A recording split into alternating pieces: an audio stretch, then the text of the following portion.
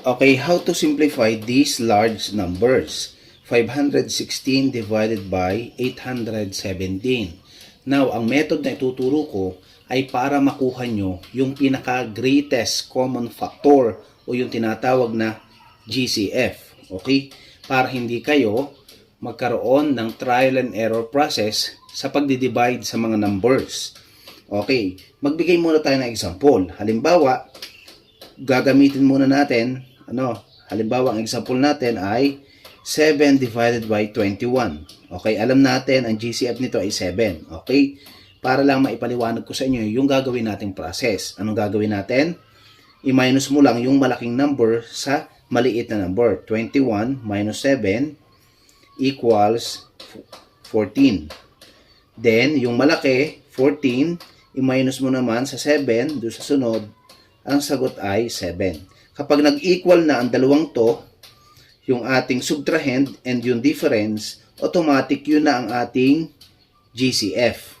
Okay? 7 divided by 7, ang sagot dito ay 1 over 3.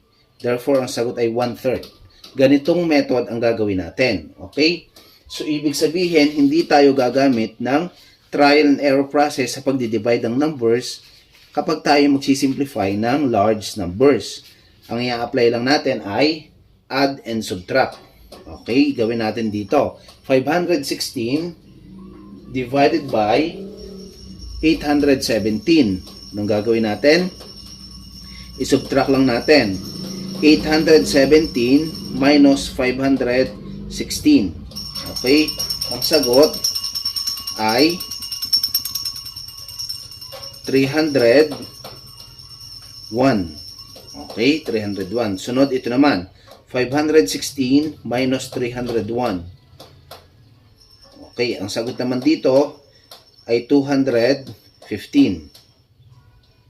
Then, sunod naman, 301 minus 215.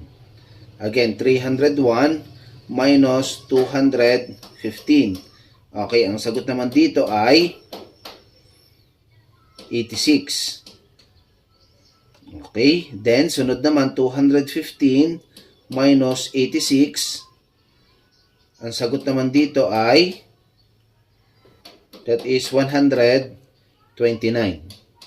Okay, now how about 129 minus 86? Ang sagot naman dito ay 43. Then 86 minus 43, ang sagot dito ay 43. Ayan, nag-okay na sila. So, meaning kapag nag-equal na ang subtrahend and difference, ano mangyayari doon? Yun na yung ating greatest common factor, 43. Okay, kapag dinivide natin, 516 divided by 43, that is 12 over 19. Okay.